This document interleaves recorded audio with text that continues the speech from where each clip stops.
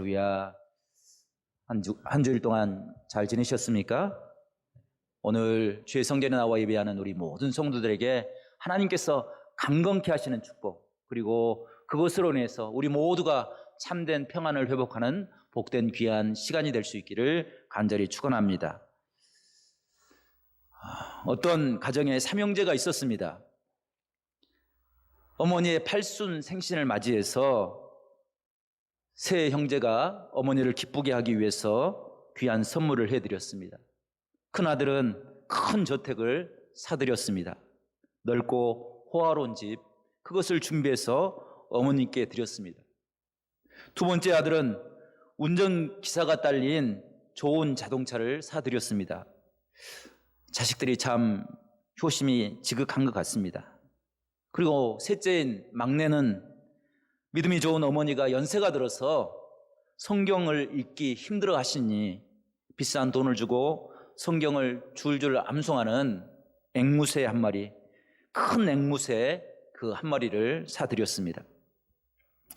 얼마 후에 삼형제가 어머니에게 누구의 선물이 가장 마음에 들었는지 물어보았습니다.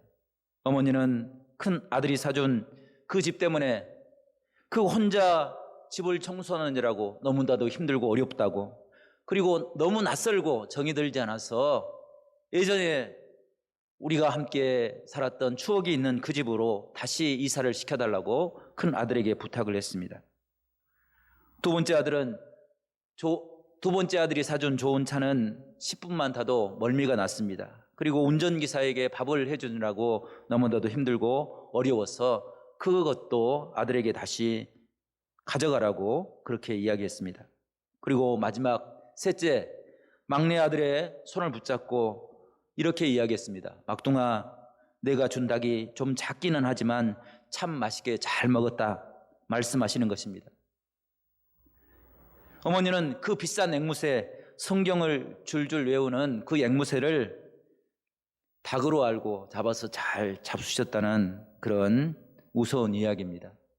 이 이야기를 들으면서 부모에게 무엇을 선물하는 것이 참된 선물이 될까, 그런 생각을 한번 해보았습니다. 큰 집이나 좋은 자가용, 물론 그런 것도 중요하지만 그것보다 더 중요한 것은 그 부모의 마음을 기쁘게 하는 것, 그 마음이 편안하게 해드리는 것, 그것이 참된 공경이고 효도가 아닌가, 이런 생각을 해보았다는 것입니다. 성도 여러분, 어버이 주일 우리를 사랑하셨고 우리를 위해서 평생을 살아오셨던 그 부모님에게 우리가 무엇으로 보답할까, 우리가 함께 고민하며 말씀을 통해서 우리에게 주신 그 귀한 은혜들을 기억하고 한 주간 하나님과 동행하는 복된 삶을 살아가는 우리 모두가 될 수 있기를 간절히 축복합니다. 참 어버이 주일만 되면 항상 죄스럽고 마음이 아프다, 이런 생각을 갖습니다. 자식된 입장에서 부모님께 늘 송구한 그런 생각을 갖게 됩니다. 잘 모시지 못한 것에 대한 죄송한 마음을 갖게 되는 것입니다. 부모님을 생각하면서 그래, 내가 잘 모시고 있어, 이렇게 생각하는 자식들은 아무도 없을 것입니다. 조금만 나으면, 조금만 형편이 더해지면 잘 모실 것이라고 생각하지만 우리는 늘 그 자리에 머물러서 후회하면서 부모님들을 바라보는 그런 어리석은 삶을 살고 있습니다. 오늘 어버이 주일을 통해서 조금이라도 부모님들의 은혜를 다시 한번 기억하고 그 보답의 길이 무엇인지를 우리 함께 깨닫고 그것을 실천함으로 우리 가정에 참된 평안을 우리 모두가 회복할 수 있기를 간절히 축원합니다. 오늘 읽은 성경에는 요셉의 이야기가 나옵니다. 요셉의 아버지 야곱은 여러 아들들 중에서 특별히 요셉을 사랑하였습니다. 요셉에게 12아들이 있었습니다. 다른 아들들보다 야곱은 요셉을 더 귀하게 여겼습니다. 야곱이 특별히 요셉을 더 사랑했던 몇 가지 이유가 기록되어 있는데, 그 첫 번째는 요셉은 야곱이 온 마음을 다해 사랑했던 라헬이 낳은 자식이었기 때문입니다. 야곱은 라헬과 결혼하기 위해서 14년 동안 외삼촌 라반의 집에서 양을 치고 가축을 돌보았습니다. 그 사랑이 얼마나 컸던지 14년을 수일같이 하루처럼 여기고 그 일을 감당했습니다. 그래서 그녀를 통해서 아들을 낳았으니 얼마나 귀하게 여겼겠습니까? 두 번째로 요셉은 그 아버지 야곱과 같이 늘 꿈을 가지고 그 꿈을 위해서 노력하는 아들이었습니다. 자신과 닮은 모습이 너무 많았기 때문에 야곱은 요셉을 바라볼 때마다 더 마음이 가고 정이 갔습니다. 야곱의 일생을 살펴보면 그는 꿈을 위해서 살았던 사람입니다. 그 꿈을 위해서 때로는 형을 속이기도 하고 아버지를 속이기도 하였습니다. 그런데 그 내면을 들여다보면 그 마음속에는 항상 끊임없는 도전과 열정이 그 마음속에 꿈틀거렸습니다. 그 이유는 그에게 꿈이 있었기 때문입니다. 남들이 이해할 수 없고 아무도 이해해 주지 않는 그 꿈을 위해서 그는 열정과 끈기를 가지고 노력하였습니다. 약복강에서 하나님과 씨름할 때 하나님이 야곱의 환도뼈를 쳐서 위골될 만큼 힘들고 어려운 순간에도 야곱은 자신의 꿈을 포기하지 않았습니다. 하나님 앞에 엎드려서 하나님이 축복하지 아니하시면, 하나님이 나에게 복을 내려주시지 아니하시면 나는 결코 이것을 놓을 수 없습니다. 하나님 앞에 간구할 때 그의 이름을 변화시켜 주시고 이름뿐 아니라 그의 인생의 꿈과 삶이 변화되게 하여 주시고 하나님의 참된 축복을 회복해 주셨습니다. 그 모습이 요셉의 삶 속에서 늘 들여다보이고 발견되었습니다. 그래서 그 아버지 야곱은 요셉을 볼 때마다 그 요셉의 삶을 통해서 하나님이 이루실 꿈을 바라보며 그를 특별하게 대우했다는 것입니다. 그 사랑 때문에 요셉은 아버지의 품을 떠나서 애굽에서 종으로 노예로 생활할 때 그 아버지의 사랑 때문에 하루하루를 견딜 수 있었습니다. 그것이 요셉에게 큰 인내의 축복이 되었다는 것입니다. 오늘 말씀을 통해 요셉이 야곱을 애굽으로 모시는 과정을 우리가 함께 묵상하면서 부모님들을 어떻게 모시는 것이 참된 신앙의 모습인지, 어떻게 하는 것이 참된 봉양의 모습인지를 우리가 함께 묵상하며 은혜 받는 귀한 시간이 될 수 있기를 바랍니다. 첫 번째, 요셉은 항상 아버지의 마음을 흡족해 하는 아들이었습니다. 요셉이 아버지 야곱을 대할 때 다른 형제들보다 뛰어난 것이, 잘한 것이 없었습니다. 형제들과 잘할 때 특별한 모습이 보이지 않았습니다. 요셉이 특별하게 키가 크거나 얼굴이 잘생겼거나 힘이 세거나 어떤 특별한 모습을 보이지 않았습니다. 그럼에도 불구하고 야곱은 요셉을 볼 때마다 늘 특별한 뭔가를 발견하였습니다.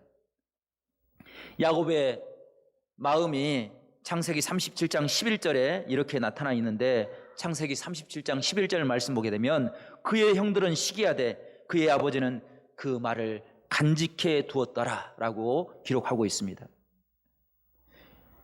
그 앞에 내용이 요셉이 꿈을 꾸었습니다. 그 꿈을 통해서 하나님의 나라, 하나님의 은혜가 무엇인지를 드러내게 했습니다. 그래서 그것을 볼 때마다 형들은 미워하고 시기하고 질투하였습니다. 그런데 그것을 볼 때 야곱의 마음에는 그 마음이 흡족하였습니다. 그 마음을, 그 요셉의 이야기를, 말을 마음에 간직해 둘 만큼, 그 이야기를 잃어버리지 않고 그를 응원해 줄 만큼 그 마음속에 흡족함이 있었다는 것입니다. 요셉을 바라볼 때 야곱이 꿈을 꾸었습니다. 이스라엘 백성들이 가나안에서 이방인처럼 이리저리 방황하는 그들의 삶이 끝나고 요셉의 꿈을 통해서 하나님께서는 이방인처럼 살아가는 그들을 축복의 주인공으로 하나님이 허락하신 은혜의 사람들로 살아갈 수 있는 귀한 은혜가 임할 것을 발견할 수 있었다는 것입니다. 그의 미래를 바라보면서 그의 마음속에 기쁨과 감사가 차고 넘쳤습니다. 그래서 야곱은 요셉의 말을 기억하였고 그 말을 기억할 때마다 그의 마음속에 세상이 줄 수 없는, 다른 사람이 줄 수 없는 참된 기쁨과 감사가 있었다는 것입니다. 성도 여러분, 우리에게도 이런 신앙과 부모님들의 마음을 기쁘게 하는 그런 귀한 은혜가 있기를 간절히 바랍니다. 경제적인 상황이나 조건이 아니라 우리의 삶의 태도가 부모님들의 마음을 기쁘게 하는 그런 신앙의 모습을 우리 모두가 회복할 수 있기를 간절히 바랍니다. 요셉이 아버지의 심부름으로 형들에게 갔을 때 형들이 그를 잡아서 애굽의 노예로 팔아버리고 말았습니다. 그리고 20여 년 동안 애굽에서 고난의 시간을 보냈습니다. 그런 후에 그가 총리가 되었습니다. 그리고 아버지를 이제 애굽으로 모셔오게 됐습니다.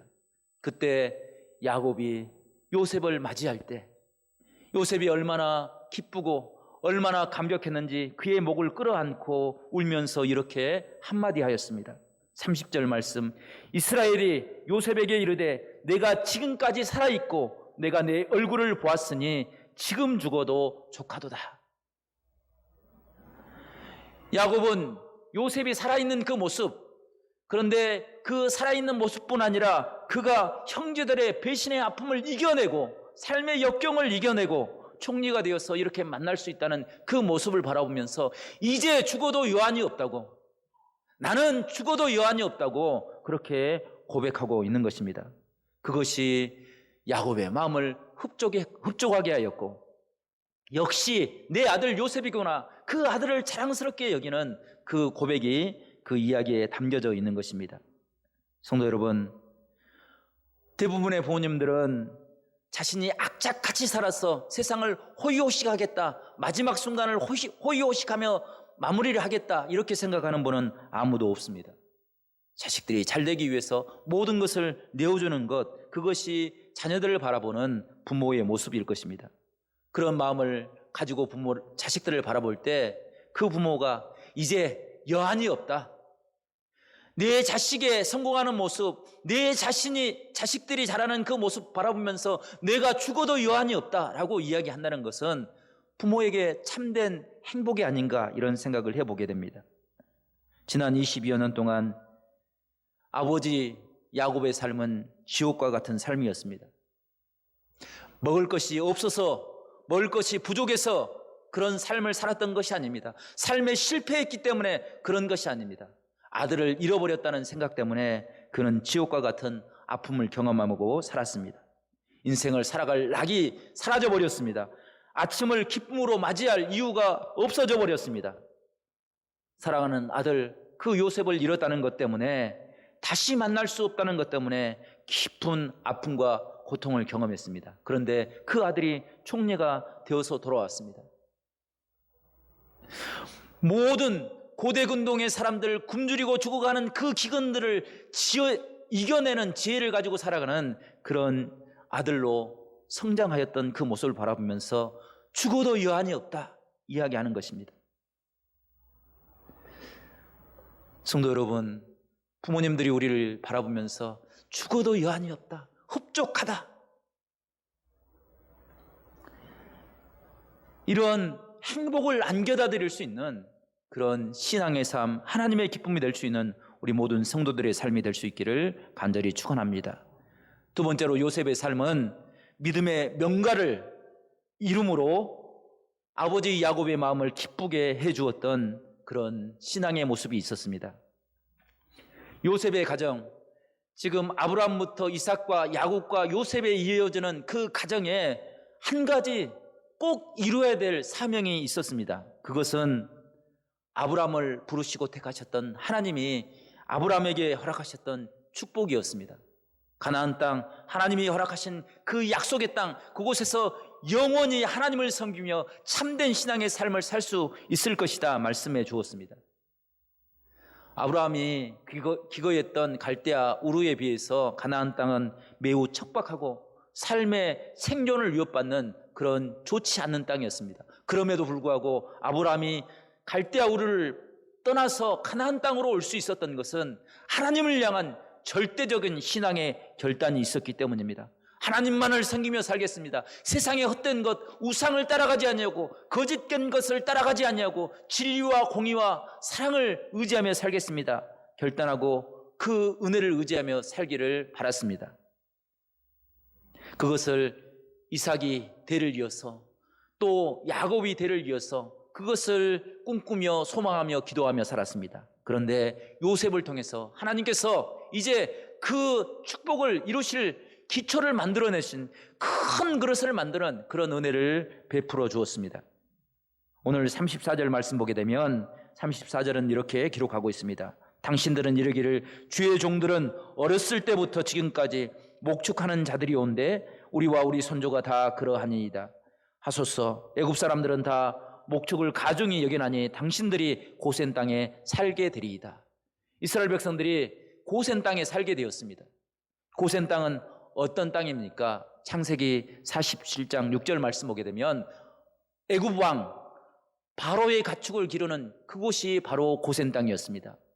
기름진 땅이었습니다. 목초가 잘 조성된 땅이었습니다. 그곳에 이스라엘 백성들이 살게 되었다는 것입니다. 그뿐 아니라 야곱의 형제들이, 요셉의 형제들이 바로 왕의 가축을 기를 수 있는 그런 은혜를 받게 되었습니다.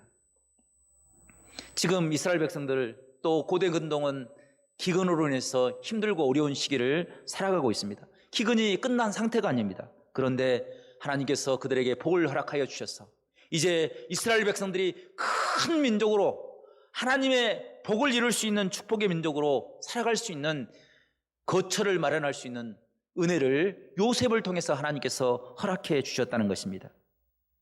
수많은 사람들이 생명의 위협을 받을 때 야곱과 그 아들들은 고센 땅에서 안전을 보장받을 수 있었고 하나님의 은혜를 소망하며 살아갈 수 있는 은혜를 깨닫게 되었다는 것입니다. 뿐만 아니라 창세기 50장을 보게 되면 요셉이 경험했던 그 믿음이 온 자녀손들에게 신앙의 고백이 되었습니다. 아브라함이 약속한 가나안 땅 그것을 바라볼 수 있는 소망을 갖게 되었습니다.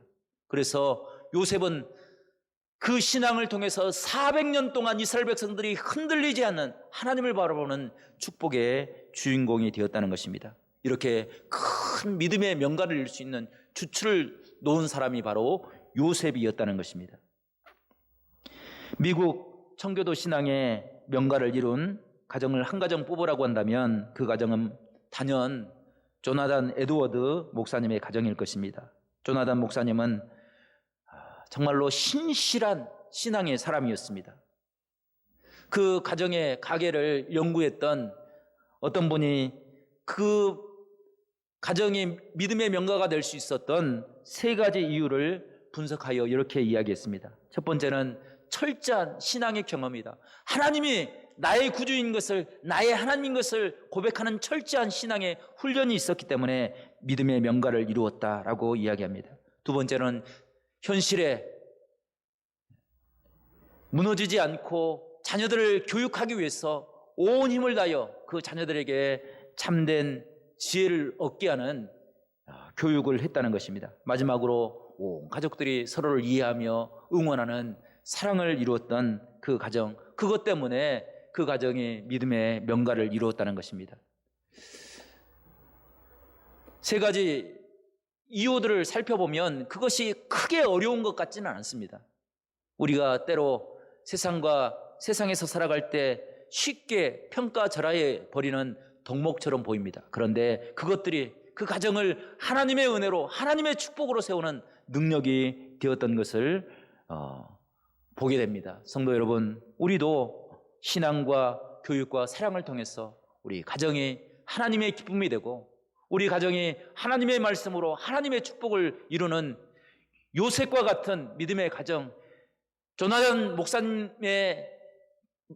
목사님이 이루었던 믿음의 명가를 이룰 수 있는 그런 복된 믿음의 사람들이 될 수 있기를 간절히 축복합니다. 사랑의 하나님, 우리를 인도하시는 은혜의 하나님을 기억함으로 우리가 날마다 하나님의 은혜를 기억하고 꿈꾸며 살아갈 때 이런 아름다운 축복을 우리 모두가 이룰 수 있기를 간절히 축원합니다. 이 말씀을 묵상하면서 어버이 주일을 어떤 말씀으로 함께 은혜를 나눌까, 어떻게 하는 것이 부모님의 은혜를 기억하는 그런 시간이 될까, 이렇게 고민하면서 여러 가지 자료를 찾아보면서 우리가 부모님들의 은혜를 기억할 만한 몇 가지 사연들을 소개하면서 하나님의 말씀을 마무리하려고 합니다. 첫 번째 사연입니다. 이 사연은 아버지의 사랑을 향한 그런 추억이 있는 사연입니다. 퇴근하려는데 갑자기 검은 구름이 온 하늘을 덮더니 금세 비가 후두둑 쏟아져 내렸다. 금방 그칠 비가 아닌 것 같아 집으로 가는 발걸음을 재촉했다. 그런데 얼마쯤 가다 보니 저쪽에서 누군가가 나에게 손짓하는 모습이 보였다. 고목처럼 여인 팔을 이리저리 흔들며 웃고 계신 분은 다름 아닌 아버지였다. 아버지는 말없이 나에게 우산을 하나 건네주고는 당신 먼저 앞으로 뚜벅뚜벅 걸어가셨다. 얼떨결에 우산을 받아든 나는 고맙습니다 라고 말했지만 그 다음에 할 말이 없어 잠자코 뒤따라갔다. 그 뒤 비가 올 때마다 아버지는 어김없이 그 자리에서 나를 기다렸다가 우산을 건네주셨다. 그러자 나는 아버지의 마중을 감사하게 생각하기보다는 아주 당연하게 받아들이게 되었다. 그러던 어느 날, 비 오는 어느 날, 그날도 아버지가 우산을 가지고 마중 나와 계시리라 생각했는데 웬일로 아버지가 보이지 않았다. 나는 마중 나오지 않은 아버지를 원망하며 그대로 비를 맞으며 집으로 갔다. 비에 흠뻑 젖은 채 집에 들어선 나는 잔뜩 부어오른 얼굴로 아버지를 찾았다. 그런데 잠시 나는 가슴이 철렁했다. 아버지가 갈고리 같은 손에 우산을 꼭 쥐신 채로 누워 계셨던 것이다. 그렇게 말렸는데도 너 비 맞는다고 우산을 들고 나가시다가 그만 몇 발자국 가다가 쓰러지셨단다. 어머니의 말씀에 나는 끝내 울음을 터뜨리고 말았다. 밭고랑처럼 깊게 패인 주름살에 허연 머리카락을 하고 맥없이 누워 계신 아버지의 초라한 모습을 보며 나는 내 자신이 너무 미웠다. 마중 나온 아버지께 힘드실 텐데 그럴 필요 없으시다고 말하기는커녕 아주 당연하게 여겼던 것이 못내 부끄러웠다. 나는 그날 아버지의 깊은 사랑을 깨달으며 한참을 울었다. 20여 년의 세월이 흐른 지금도 나는 비가 오는 날이면 그분이 기억나 가슴이 아파온다. 이런 사연입니다. 두 번째 사연입니다. 바리바리 쌓아 보내신 부모님의 마음을 불편하게 생각하며 퉁명스럽게 한마디 쏘아붙인다. 엄마, 마트에 가면 다 살 수 있는 것을 뭐하러 고생하며 택배로 붙여. 전화를 드렸다. 택배기사가 박스 2개를 내려놓으며 땀을 닦는 모습에 미안한 마음이 들어 5,000원짜리 한 장을 건네주며 감사하다고 거듭 인사를 드렸다. 한 박스에는 포대자리에 담긴 쌀이 들어있고 그 사이를 메운 마른 반찬들이 자리를 잡고 있다. 멸치, 실치, 병어포, 어린 시절 도시락 반찬을 기억나게 하는 추억이 담긴 반찬들이다. 그리고 다른 박스에는 알타리 김치 맛보라고 한 봉지의 알타리 김치가 있다. 그리고 쌉싸름한 맛이 일품인 고들빼기 김치가 자리를 잡고 있다. 그리고 장에 나가서 시장 보신 참기름 한 병, 들기름 한 병, 마늘과 깨, 그리고 양파가 한 자루, 그리고 생강 작은 한 봉지와 멸치 한 봉지까지, 이것을 끌고 이고 우체국까지 가서 택배를 붙이셨을 부모님을 생각하면 가슴이 먹먹해진다. 그리고 대학교 자취하는 아들을 보내며 부모님의 마음을 가슴속 저리게 이해한다. 학교 생활하느라 얼굴이 여인 아들을 보며 이것저것 챙겨 보내면서 나를 바라보면서 안타까운 마음을 품으셨을 부모님의 사랑이 다시 한번 감사하게 생각난다. 세 번째 사연입니다. 사고뭉치 아들이 휴가를 나왔다. 휴가 다음 날부터 집안은 온통 아들놈의 친구들 하숙집이 되었다. 권사님은 이번 휴가도 아들이 아무런 탈 없이 지내다가 부대에 복귀하기를 기도할 뿐이다. 매일 저녁 아들과 친구들이 모여 술판을 벌이지만 권사님은 아무런 잔소리 없이 안주를 만들어 내주신다. 밖에 나가서 실수할까 봐 아들을 밖으로 차마 내쫓을 수가 없다. 그런데 다음 날 새벽 파출소에서 연락이 왔다. 술 취한 아들 친구들과 함께 차를 가지고 시내에 나갔다가 음주운전으로 걸린 것이다. 운전의 위협을 느낀 경찰이 파출소로 그들을 데려갔다. 권사님은 부랴부랴 파출소에 가서 경찰관들에게 사정을 하여 아들과 친구들을 데리고 집으로 돌아왔다. 아들 때문에 찾은 경찰서지만 권사님은 파출소를 찾을 때마다 부끄러워 고개를 들 수가 없다. 이후 아들은 무사히 자대에 복귀를 했고 제대를 했다. 그리고 긴 방황을 마치고 취직을 하였다. 취직한 아들에게 가장 행복한 시간은 어머니 권사님과 함께 예배하는 시간이 되었다. 마지막 사연은 신부전증으로 고통을 받는 딸의 이야기입니다. 딸아이는 아이를 가지고 싶지만 아이를 가질 수가 없다. 왜냐하면 아이를 가지면 신장이 망가진 딸의 생명이 위험하기 때문이다. 그런 딸을 볼 때마다 아버지는 마음이 찢어질 것 같다. 아버지는 스스로 결단을 내리고 딸을 위해 늙은 아버지의 신장 하나를 딸에게 주기로 결심했다. 다행히 수술이 잘 되어서 신장이 자리를 잡게 되었다. 그로부터 1년, 딸은 그토록 원하던 임신을 하였다. 아버지는 딸의 임신 기간 내내 깊은 잠을 이룰 수가 없었다. 왜냐하면 딸에게 어떤 일이 일어날는지 알 수 없었기 때문이다. 딸과 태아에게 도움이 된다는 것이라면 그것이 무엇이든지 구해다 주셨다.